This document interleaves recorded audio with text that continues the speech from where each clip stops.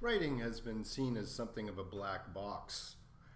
By that I mean, like the kind they have in an airplane, something that happens that people don't have access to until it's too late, in a sense. The idea of the mystery of the compositional process was brought to the forefront in 1971 by a woman named Janet Emig. And Janet Emig wrote a influential book called The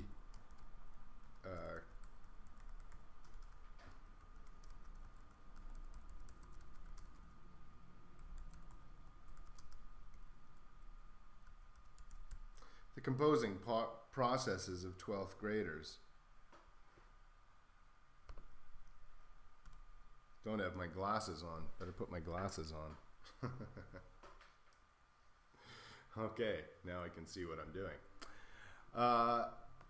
Janet Emig's book was influential because she looked at a number of different ways that people could find out about what goes on in the head when people are trying to write. She eventually settled on a model of sitting beside 12th grade students as they composed their essays and asking them what they were thinking about as they did it. What came out of her work was a whole movement which really looked at the idea of writing as a process, not just as a product.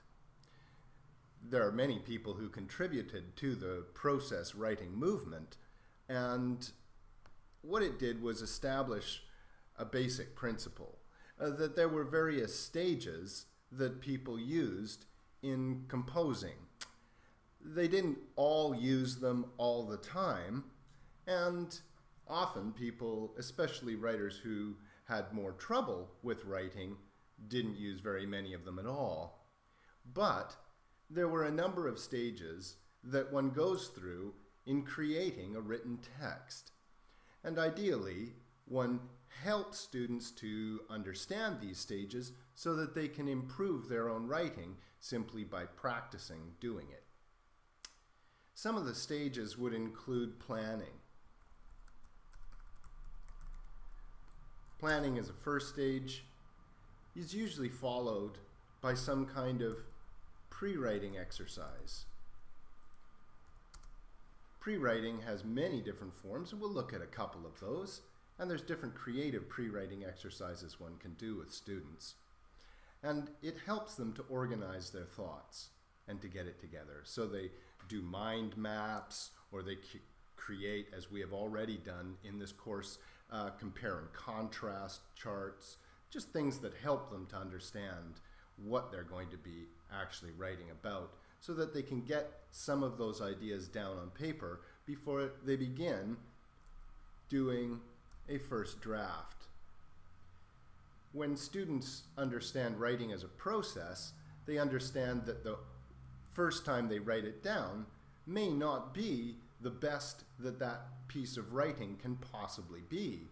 So it becomes key then that students get comfortable with doing more than one draft. In fact, after they've drafted it, they need to think about ways to revise their work. And a part of those revisions is also doing editing. So let's call it revision and editing. They then, of course, would go on and taking the different kinds of revisions and edits. Often this can be done as suggestions from peers so that students get accustomed to sharing their work, their written work, with someone other than just their teachers. This is, of course, really important because it adds to the authenticity of the writing task. The idea of authenticity is one which is key to making writing meaningful and relevant in students' lives. If they only think of writing for school, then they never see how relevant it is to acquire excellent writing skills to progress through their lives. And it's key that students, especially in the secondary grades, start to really get a handle and start to enjoy expressing their ideas in written form. So then they would do their second draft, or a revision. And once they've done their second draft, of course, they need to get into the habit of proofreading and any other secondary edits or revisions that come when we've seen the work now and have had a chance to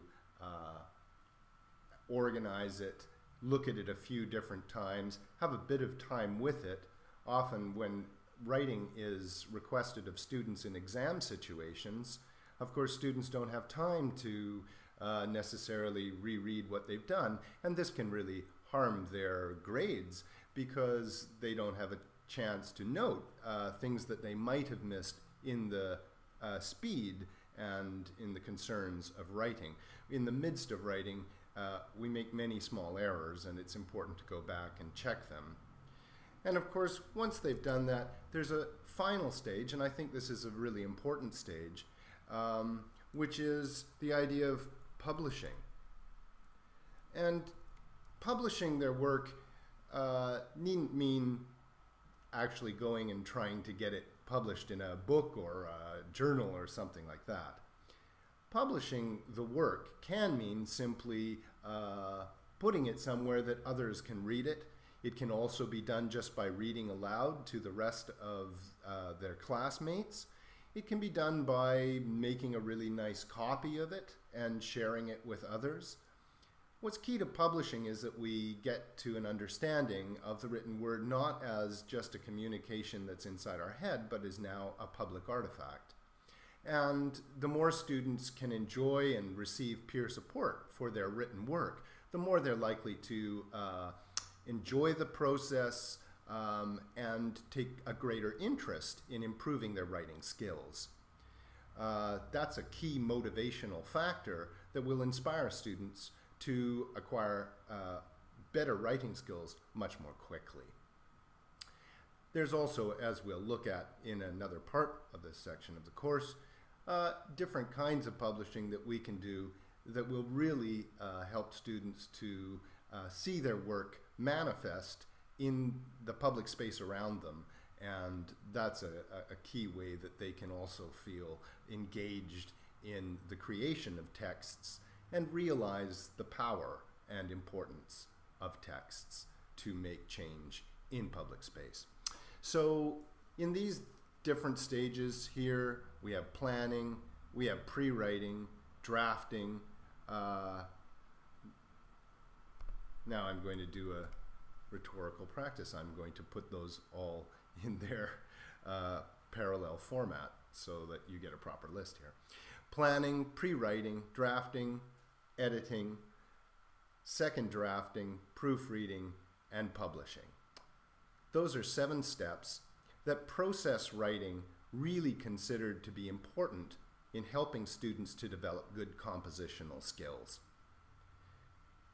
Now, in the process of getting students to do that, many teachers might think, wow, that would take a lot of time, and I'm not a language teacher, so I don't have the time to dedicate that much work to my students' writing. However, of course, this is also key to their learning.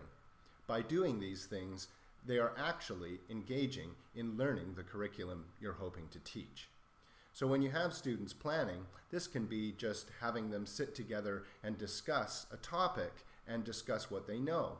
Planning can be discussions and those kinds of oral language practices from which students perhaps take notes or create charts or create different dialogues with one another that they write down, and any kind of mapping activity where they take a subject, a topic, and they draw lines to other circles or other words and organize them in such a way that they create a kind of taxonomy, or that is a way of representing the order of the different words they're going to use. All of those kinds of activities are pre-writing activities. And they're also activities that are very commonly parts of curriculum for any subject matter. Pre-writing can also be creating visuals, and we've already tried doing that in an earlier part of this course, where you create a visual to help you to teach a particular topic to another person and give them a visual schema to work with. That really helps to both speed up content delivery and to aid the listener or student in acquiring that knowledge and holding on to it. So as an aid to memory, that's another kind of activity. We have students, draw illustrations and notate their illustrations. That's another kind of pre-writing activity that helps students to get a clear sense of what they know. And once they've done that, of course, then it's time to sit down and start writing. One of the key aspects of getting students writing is that all writing that they do should not be writing done for marks. Assessment and evaluation not only takes a lot of the teacher's time, but it also means that students write with a sense of anxiety that this will count, and therefore they never get to just purely engage with the pleasure of writing in a language. So what's key to drafting or getting students writing is that we often need to give them the opportunity to do things like free writing.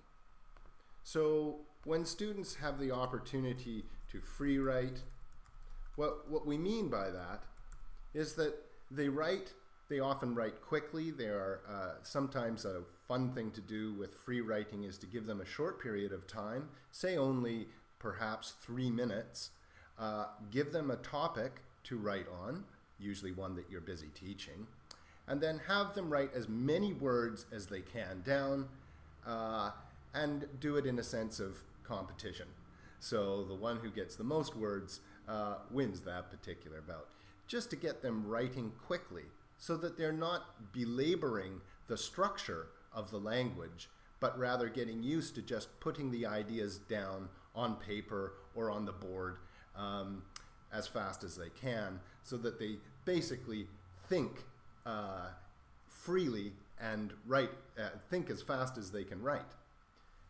This kind of activity is a wonderful way to get students more motivated to approach the initial topic. It also helps them to get into some ideas of what they might write about.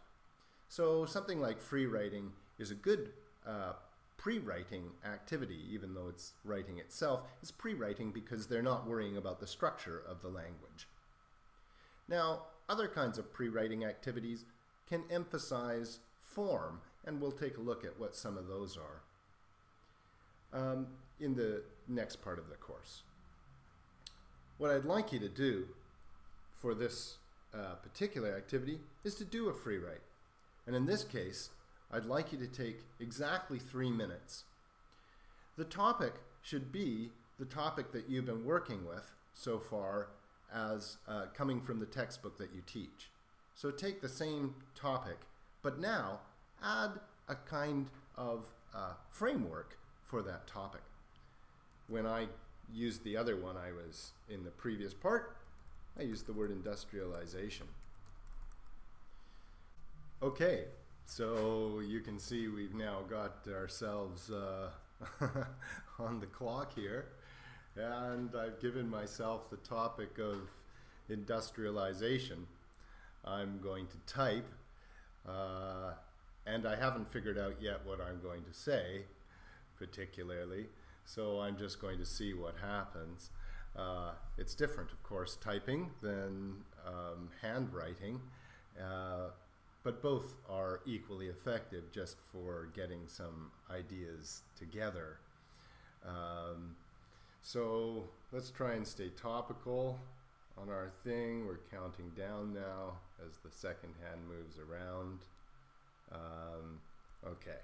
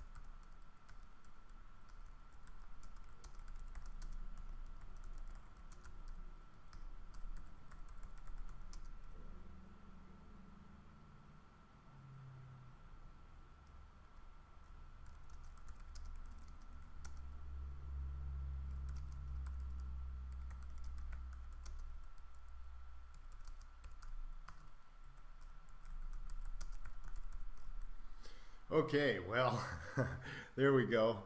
I was a couple seconds over. Maybe I started a couple seconds late. So that's what I could do.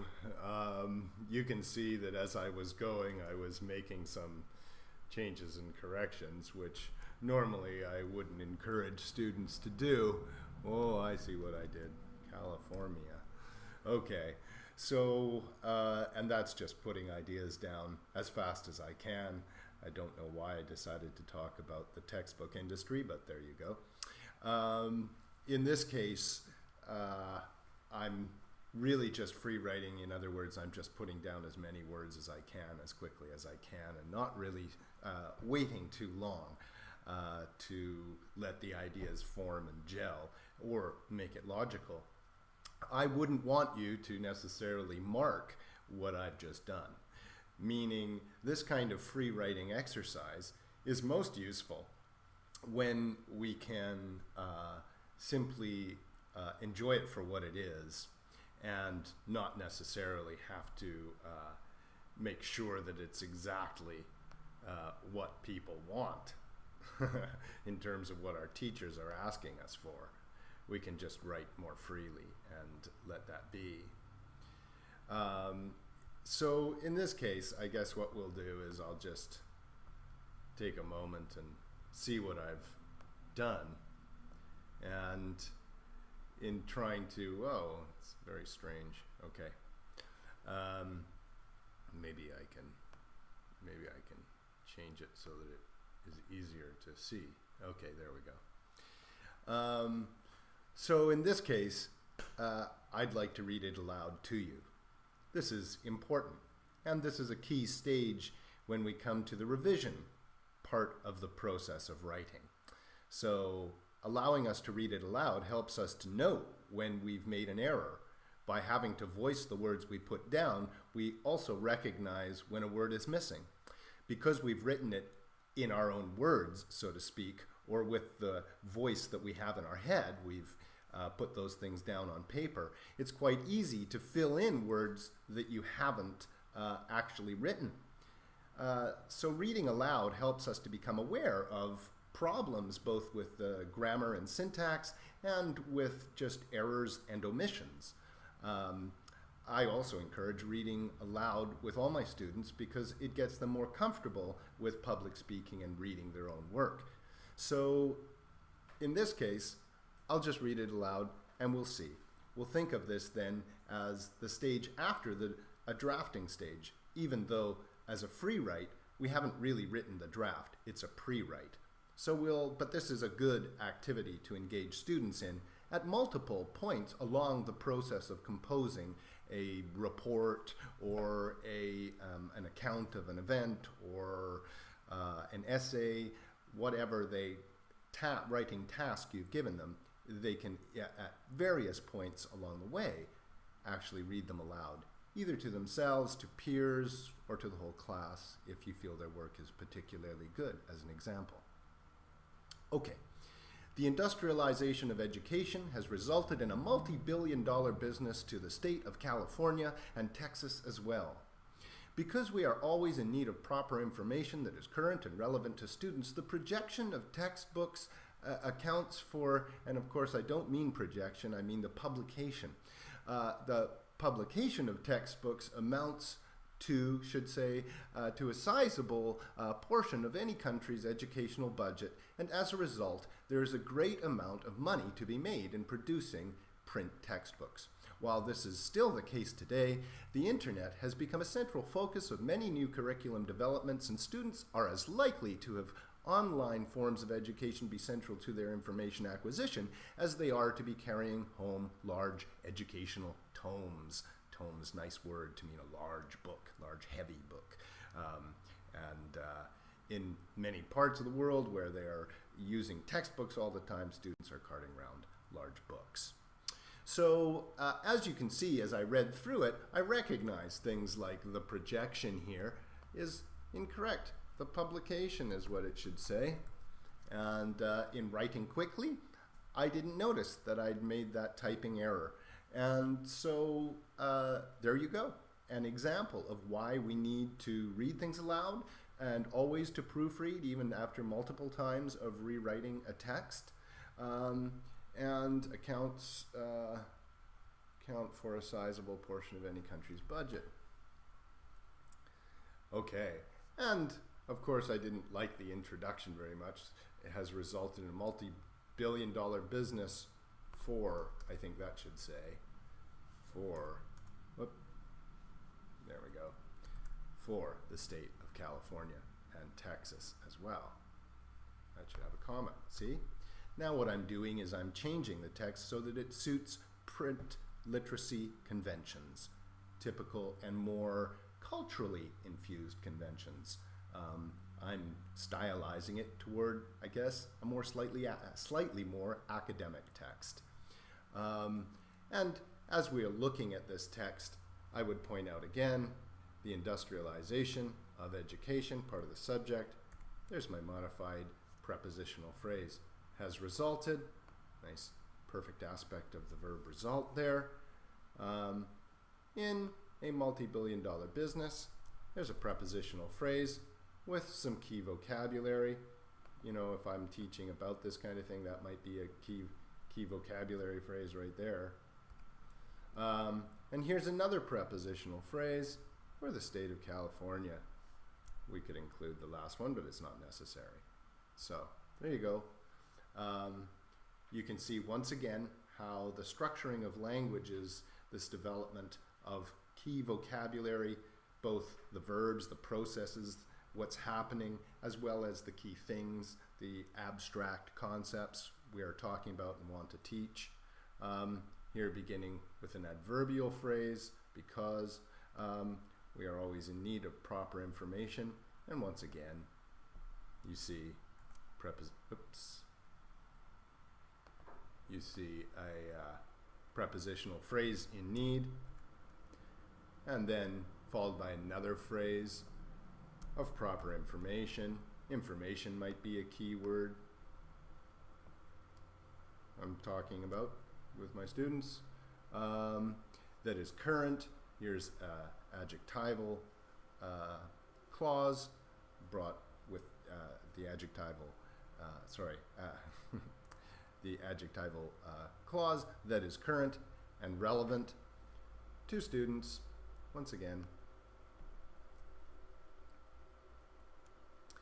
the publication of any, that should have a comma.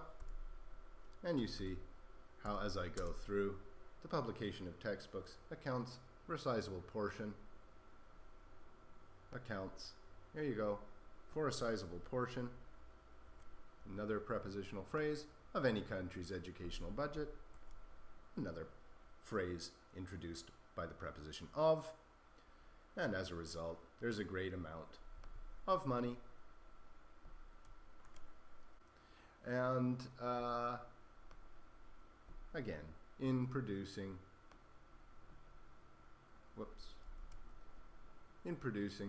print textbooks.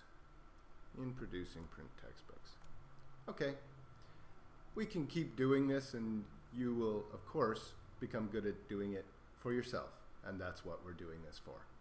So if you've had a chance, sit down, do some writing, time yourself, give yourself 3 minutes, write as much as you can, either typing it or by hand, and then go through, take a look at what processes you do to revise your work and to help it to fit the conventions of the genre that you're writing in. And as you do so, go and take a look at some of these basic structural aspects of language. Here you see all we're doing is identifying various prepositional phrases, in this case mostly with noun heads. That means nouns at the end, and a lot of those nouns are the brick words.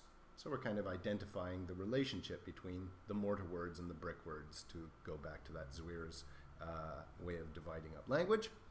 And what you get then is an understanding of the way you're structuring your own thoughts about a topic.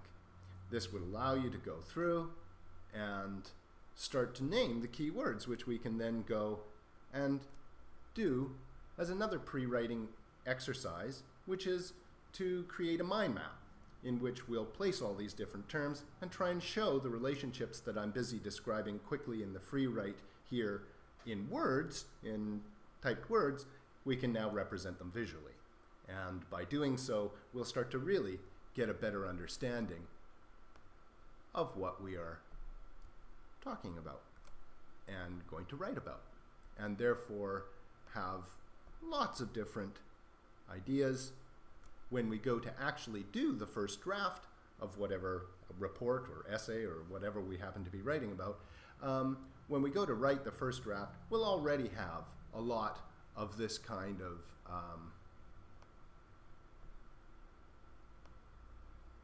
there you go. Here we go. All kinds of